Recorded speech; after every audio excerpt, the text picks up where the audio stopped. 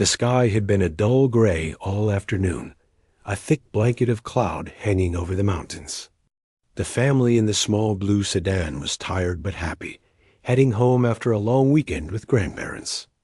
The mom was driving, her husband asleep in the passenger seat, his head leaning against the window. In the back, their 2 kids, a boy of 7 and a girl of 5, are finally quiet, their tablets having run out of battery an hour ago. They were on a stretch of road that cut through the national forest, a place of beautiful, empty wilderness. That's when the first flakes began to fall. They were soft and gentle at first, almost pretty. "Look, kids, snow," the mom said, trying to sound cheerful. But within 20 minutes, the pretty snow turned into a swirling, howling monster.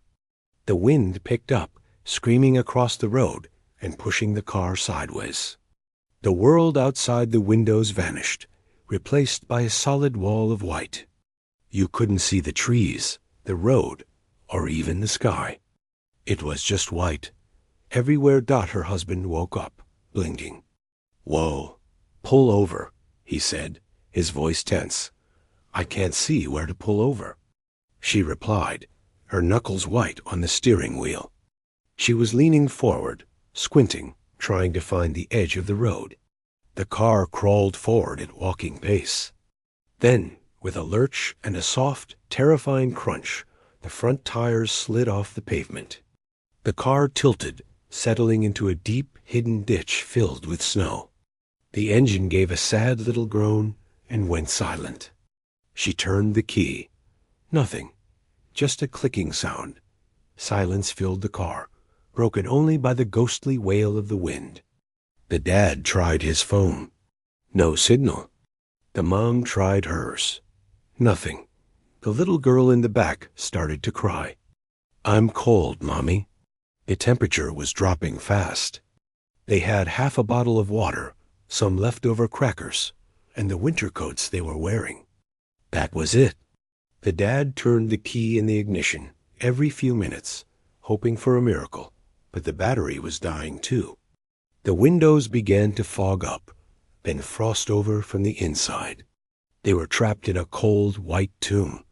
Asterisk, asterisk, asterisk, a few miles away, down a narrow, unmarked track, a man was bolting the shutters on a small, sturdy log cabin. This was David, though nobody around here called him by his old name. He had been a Navy SEAL for 12 years, and his body still looked the part strong and capable. But his eyes held a quietness, a stillness that comes from seeing too much. He had come to these mountains to find peace, to get away from the noise of the world and the memories that followed him. He watched the storm with a professional's respect. This wasn't a weather event. It was an adversary. He had already stocked extra wood by the fireplace, checked his emergency generator, and laid out his cold weather gear. As he sipped a cup of coffee, his mind, trained for years to assess threats and notice anomalies, went over the local map. That stretch of highway was a known trouble spot in weather like this. Tourists, people who didn't respect the mountain, often got caught. A feeling settled in his gut. It wasn't nerves. It was a certainty. It was the same feeling he used to get before a mission, a deep knowledge that something was happening. He looked at his cozy fire, then out the window into the blinding chaos. Someone was out there. He was sure of it. He didn't hesitate. The cozy evening was over. He moved to his gear closet, pulling out a heavy Arctic-grade sleeping bag, a first aid kit bigger than most people's suitcases, and a portable stove. Then he grabbed his keys, not to a car, but to a large, rugged snowmobile parked in a lean-to beside the cabin. He dressed in layers, thermal underwear, a thick fleece, a windproof and waterproof outer shell. He checked the fuel and the GPS unit mounted on the handlebars. It was a military-grade device, far more powerful than anything you could buy in a store. Taking one last look at the warm cabin, he opened the door. The wind tried to rip it from his hands. He stepped out into the fury, starting the snowmobile with a roar it was instantly swallowed by the storm. He had no specific location, just a stretch of road and a gut feeling. He was going on a patrol, just like old times. The mission: find and extract. Asterisk, asterisk, asterisk, back in the car, the cold was becoming a living thing, creeping into their bones. The parents had bundled the kids together under all the coats, trying to share body heat. Their breath fogged in the faint glow of a dying flashlight. The dad had stopped trying the phone. He was now trying to keep everyone awake, telling silly stories, his voice shaking with more than just the cold. The fear was a heavy weight in the car. How long could they last? Would anyone even find them before morning? The little boy's teeth were chattering. "Dad, I'm really sleepy." "No, buddy, stay awake with me." "Look at me, stay awake." The dad's heart was pounding. He knew what it meant if his son fell asleep. Just then, a sound cut through the wind. A low, steady rumble. It grew louder. A light, a single wobbly beam, pierced the white wall outside. It swept back and forth like a searchlight. The mom pressed her face against the frosted glass, scraping a peephole with her fingernail. "It's a snowmobile." She gasped, a sob of relief catching in her throat. The vehicle slid to a stop beside their car. A figure, looking massive in his winter gear, climbed off. He moved with a confident, unhurried pace, as if this was just another day at work. He knocked on the window. The dad rolled it down an inch, a blast of freezing air rushing in. "Everyone okay in here? Anyone hurt?" The man's voice was calm, clear, and direct. It was a voice used to being heard in chaos. "We're so cold." "Our kids?" The mom managed to say. The man nodded, his eyes quickly scanning the interior, assessing. "Okay, listen carefully. We need to move fast. The kids first. I'll take them one at a time to my place. It's close. You two stay here. Keep each other awake. I will be back for you. Do you understand?" They nodded, tears of relief freezing on their cheeks. He opened the back door, and with gentle but incredibly efficient hands, he wrapped the shivering little boy in a special reflective blanket. "You're going for a sled ride, buddy. Hold on tight to me." In an instant, the boy was secured in front of him on the snowmobile. With a last nod to the parents, the man turned the vehicle and disappeared back into the white fury, the taillight blinking away like a fading star. For the parents, holding each other in the silent, freezing car, that fading light was the most beautiful, hopeful thing they had ever seen. The rescue had begun. The roar of the snowmobile faded into the storm, leaving the parents in a silence that felt even heavier than before. Now, the waiting was worse. The man had taken their son, a stranger disappearing into a white nightmare. The mom held her daughter close, both of them shaking. The dad kept talking, his voice a steady stream against the fear. "He'll be back. He said he'd be back. He knew what he was doing. Did you see his eyes? He knew what he was doing." He was trying to convince himself as much as his wife, every second stretched out. They watched the clock on the dashboard, its dim green numbers ticking forward with terrible slowness. The cold was a sharp, biting pain now. They could feel it in their teeth, in their chests. To stop from thinking the worst, the mom focused on a small, silly detail. He wrapped him in a blanket that looked like tin foil. A space blanket. "That's smart, right?" Her husband just nodded, squeezing her hand. Asterisk, asterisk, asterisk, cutting through the blizzard. The man on the snowmobile was a statue of focus. The little boy was tucked securely against him, a small bundle under the heavy blanket. The wind was a physical force, trying to push them off the invisible path. But the man leaned into it, his body remembering hours of training in worse conditions. He wasn't just driving. He was navigating. His eyes flicked between the white void ahead and the detailed map on his GPS screen, following a route only he could see. He spoke to the boy, his voice calm and low, right near his ear. "You're doing great. Just hold on. We're almost there. You're going to see a cool cabin. Do you like hot chocolate?" The boy, too cold and scared to speak, just gave a tiny nod against the man's chest.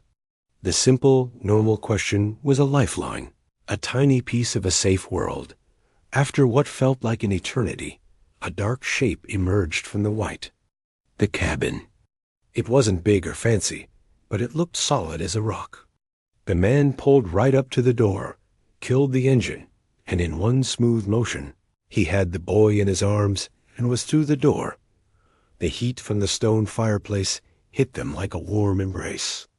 The inside was simple, a main room with a couch and a table, a small kitchen, a door leading to what must be a bedroom.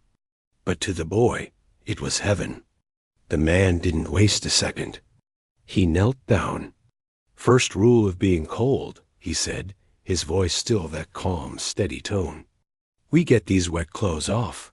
He helped the shivering boy out of his snow-caked jacket, boots, and socks. He wrapped him in a thick, dry wool blanket and sat him right in front of the roaring fire. "Watch the fire for me. I'm going to get your sister now. You are safe here. I will lock the door. No one can come in, okay?" The boy, his cheeks starting to regain color, just stared at the dancing flames and nodded. The man locked the door from the outside, a simple click that felt like a promise. He was gone again into the storm. Asterisk, asterisk, asterisk, back at the car, the parents saw the light before they heard the engine. Their hearts leapt. He was back. When he appeared, the mom almost cried. He went straight to the back door. The little girl was crying softly, scared. The man's voice changed, just a little. It was softer. "Hey there. Your brother's in a warm house by a big fire. He's waiting for you. Your turn for a sled ride." He wrapped her up just as securely, this little bundle, and placed her in front of him. He looked at the parents. "Next trip, stay strong." And he vanished again. The second wait was different. They knew he was real. They knew the cabin was real. The hope was warmer now, but the cold was still winning. The dad's stories were running out. They just held each other, counting breaths dot at the cabin. The routine was the same. The little girl was brought in, her cries calming the moment she felt the heat and saw her brother. The man helped her out of her wet things, wrapped her up, and sat her next to her brother. He put a pot of water on the stove. "Hot chocolate for the rescue crew," he said with a small, brief smile that didn't quite reach his eyes. He handed them both a granola bar. "Eat this, slowly." Then he looked at them both. "I am going to get your mom and dad. You will hear the lock. Do not open it for anyone but me.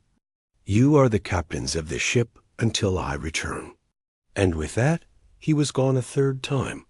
Asterisk, asterisk, asterisk, the final trip was for the parents. By now, they were stiff, their thoughts slow and muddy. The man helped them out of the car. They moved like rusty robots. He could see the early signs of hypothermia in their glassy eyes and slurred speech. "Talk to me," he said, as he got the mom onto the snowmobile behind him, the dad clinging on last. "What are your kids' names?" The mom, her face buried in his back, mumbled their names. "Good," he said loudly over the wind. "Keep telling me about them." He made her talk, keeping her brain engaged, fighting off the dangerous numbness as they sped through the blinding snow. When the cabin door opened for the last time, and the parents stumbled in, the scene that greeted them was one they would never forget. Their children, wrapped in blankets, faces smudged with chocolate, sitting safe and warm by a crackling fire. The fear that had gripped them for hours finally broke. The mom sank to her knees and pulled her children to her, weeping with relief. The dad just kept saying, Thank you. Thank you, his voice thick with emotion. The man moved around them quietly. He brought them blankets and towels. He handed them mugs of sweet, hot chocolate. He pointed to a small bathroom where they could change into dry clothes. He had produced some simple sweatshirts and sweatpants that were too big, but felt like the finest silk.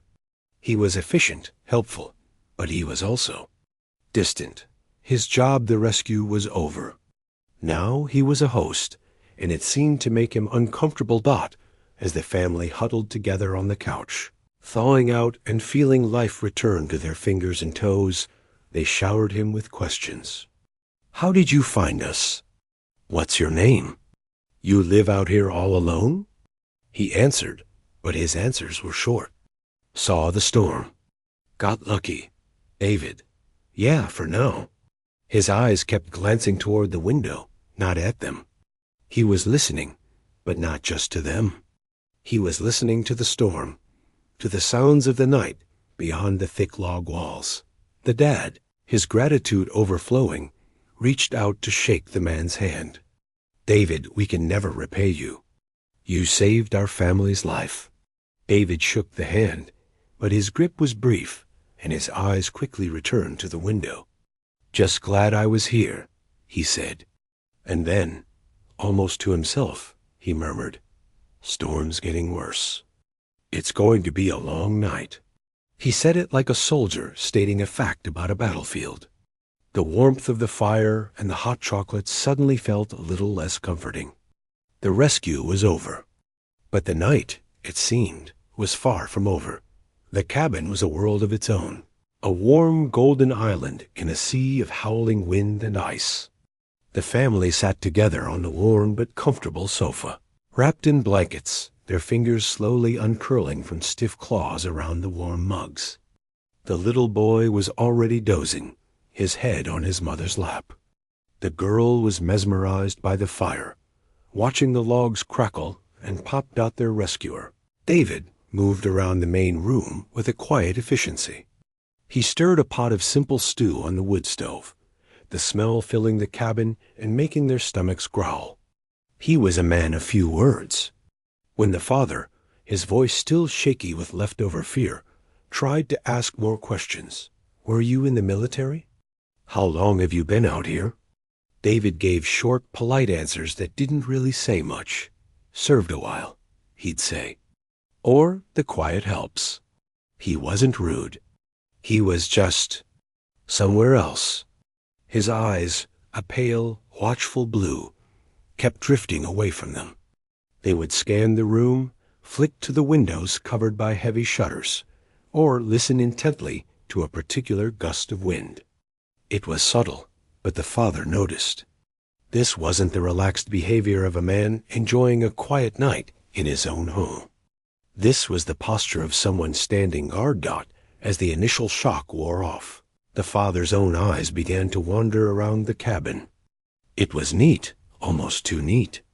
There were no family photos on the rough log walls. No clutter on the simple wooden table. Then he saw the map. It was pinned to a board near the kitchen area, but it wasn't a regular road map. It was a detailed topographic map of the surrounding wilderness, the kind hikers use. And on it, in small, precise notations, were marks. Little X's and circles and what looked like pencil. They weren't random. They looked planned. Next to the woodpile was a large metal footlocker. It was old, army green, and secured with a heavy-duty combination lock. It seemed out of place in the otherwise simple cabin. Everyone has storage, the father thought. But not like that. The mother was just grateful for the warmth and the safety. She smiled at David as he handed her a bowl of stew. This is so kind of you. Thank you for everything. David gave a small, tight nod. Eat, you need the warmth. He then took his own bowl and sat in a sturdy wooden chair near the front door, not joining them on the sofa. He ate quickly, his eyes again moving to the window, his head tilted slightly, as if straining to hear something. Is everything okay? The mother asked, picking up on the tension. Storm's loud? David said simply. But a moment later, he stood up and walked to the window. He didn't open the shutter. He just put his ear close to the wooden frame for a second, his body perfectly still. Then he returned to his chair, but he didn't sit back. He perched on the edge of it. The children, tired and full, were falling into a deep sleep. The parents were starting to feel the crushing weight of their own exhaustion. The fear was gone, replaced by a safe, heavy drowsiness. The father's eyes were closing when a sound, different from the wind, made them snap open. It was a low rumble. Not the high whine of David's snowmobile. This was deeper, throatier, the sound of a big truck engine, and then another. David was on his feet in an instant, silent as a shadow. He blew out the 2 oil lamps on the table, plunging the room into darkness lit only by the flickering firelight. His movement was so fast and so decisive it stole the breath from the parents' lungs. "What is it?" the father whispered, his heart suddenly hammering again. David didn't answer. He held up a hand, his entire body focused on the sounds outside. They heard the crunch of heavy tires on snow, the slam of car doors. Voices muffled by the wind, but definitely there. More than one. Then a heavy fist pounded on the cabin's thick front door. Boom, boom, boom. It wasn't the knock of someone seeking shelter from the storm. It was a demand. The father felt a cold that had nothing to do with the blizzard wash over him. He looked at David. In the fire's dim light, the man's face had changed completely. All the quiet distance was gone, replaced by a fierce, hyper-alert intensity. This was the face of the man who had found them in the blizzard, multiplied by 10. The pounding came again, harder. A man's voice, rough and impatient, shouted from outside. "Hey, open up.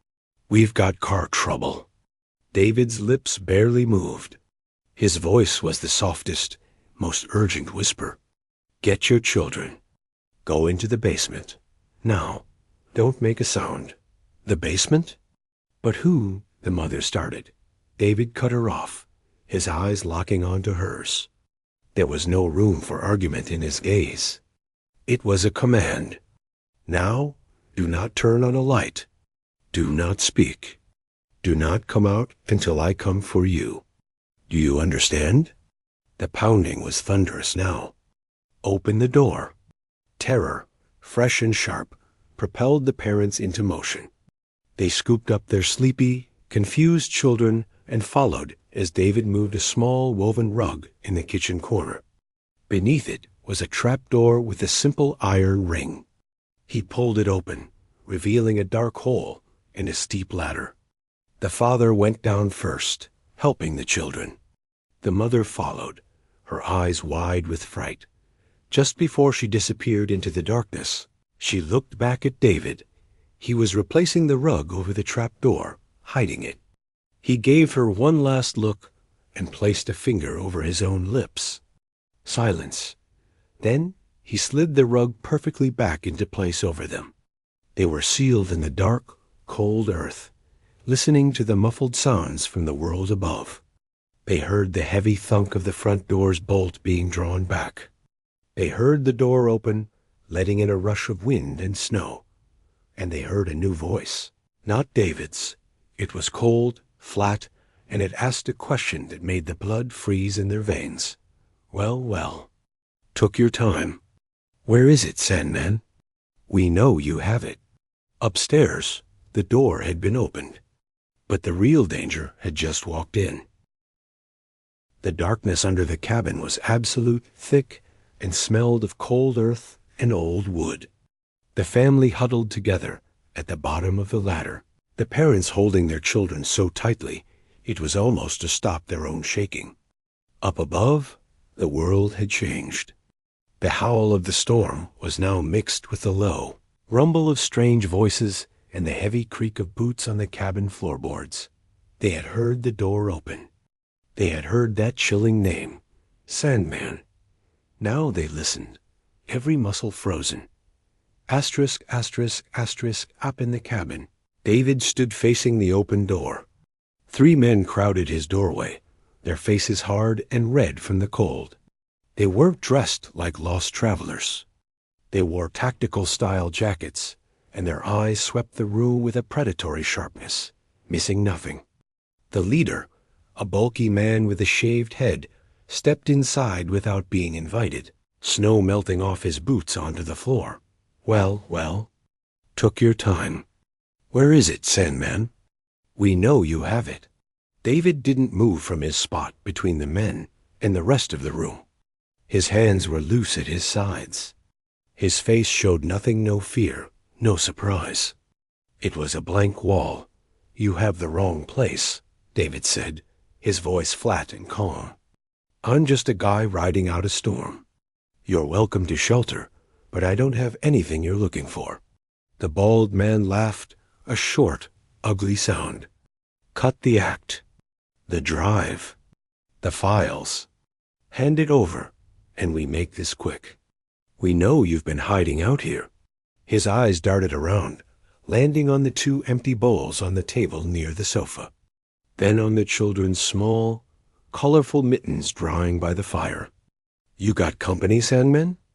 A second man, leaner with a scar by his eye, had moved further into the room, toward the kitchen. David's eyes tracked him without turning his head. Just me, David said, his tone unchanging. The bald man took another step forward. Now just a few feet from David. Search the place, he said to the other 2. That was the trigger dot, as the bald man's attention shifted for a split second to give the order. David moved. It wasn't a wild punch. It was a precise, devastating motion. His left hand shot out, not at the man's face, but at the side of his neck, a sharp, targeted strike. The man's eyes bulged, a choked gurgle escaping his lips as he crumpled to the floor, clutching his throat. Unable to breathe or cry out, the man with the scar by the kitchen spun around, his hand going under his jacket. David was already crossing the room. He didn't go for the gun. He kicked a wooden chair, sending it skidding into the man's legs. As the man stumbled, David was on him. He grabbed the man's wrist before the gun could clear his jacket, twisted it with a brutal, efficient jerk, and drove the man's own elbow into the side of his head. There was a sickening thud. The man went limp, collapsing onto the chair he'd just tripped over. The whole thing had taken less than 5 seconds. Silent, swift, and terrifying. But there was a third. He had been near the door, and now he had a clear view. And he had a gun in his hand, pointed straight at David. Don't move. The third man snarled, his voice high with panic and shock. He'd seen his 2 partners taken down like they were nothing. His gun hand wavered. Put your hands up, now. David slowly raised his hands. He was breathing steadily, his eyes fixed on the gunman. The man's eyes flicked toward the sofa, the blankets, the children's things. Who else is here? He shouted. He started backing toward the hallway that led to the cabin's only bedroom. Come out. Come out now, or I start shooting. He was getting closer to the kitchen, closer to the woven rug, closer to the hidden trap door. David's calm voice cut through the man's panic. It's just me. You got what you came for. Take it and go. He was trying to pull the man's focus to be the only threat in the room. Shut up. The man screamed. He was at the entrance to the hallway now. With his free hand, he yanked open the bedroom door. It was empty. He swung back, his face twisted in confusion and rage. They knew he was hiding something. The evidence, people, something. His wild eyes scanned the main room again. The kitchen, the clear floor, the rug. He took a step toward it. In that moment, the mother, listening from below, made a sound. A tiny, involuntary gasp of pure terror. It was barely audible, but the gunman heard it. His head snapped toward the kitchen floor, toward the rug. A cruel smile spread across his face. Got a little basement, huh? He kept the gun trained on David, but started moving sideways toward the rug. You first, tough guy. Pull it back. Let's see your little secret. David's mind raced. The man was too far for a physical takedown. The gun was too steady. In 2 steps, he'd be standing over the trap door, with a clear shot down into the dark. And David's eyes flicked, just for an instant, to the big stone fireplace, to the heavy iron fire poker leaning against the hearth. He let out a slow breath, his shoulders slumping just a little, as if in defeat. Okay, he said, his voice low. Okay, don't hurt anyone. He began to lower his hands and take a slow step toward the rug, as if to comply. The gunman watched him, the smile still on his face. David took another step. He was now between the gunman and the fireplace. He was closer dot as his foot came down. He suddenly stumbled. It was a fake stumble, awkward and convincing. His body lurched to the right, toward the hearth. The gunman's finger tightened on the trigger, expecting a trick. But David wasn't going for the man. His falling hand swept down and grabbed the iron fire poker. In the same motion, as he seemed to catch his balance, he hurled it not at the gunman, but at the large pot of stew still sitting on the wood stove dot. The iron poker struck the cast iron pot with a deafening clang. The pot flew off the stove, crashing to the floor in an explosion of hot stew, ceramic shards, and boiling liquid. It erupted right at the gunman's feet. The man yelled, jumping back instinctively from the scalding splash and the shocking, sudden noise. His aim broke for just 1 second. 1 second was all David needed. He closed the distance in a blur. His hand dropped down on the man's wrist. The gun fired a single deafening shot into the ceiling, sending dust and splinters raining down. Then the weapon clattered to the floor. David's other arm hooked around the man's neck, applying precise, suffocating pressure. The man struggled, clawing at David's arm, his kicks growing weaker. In 10 seconds, he too was still.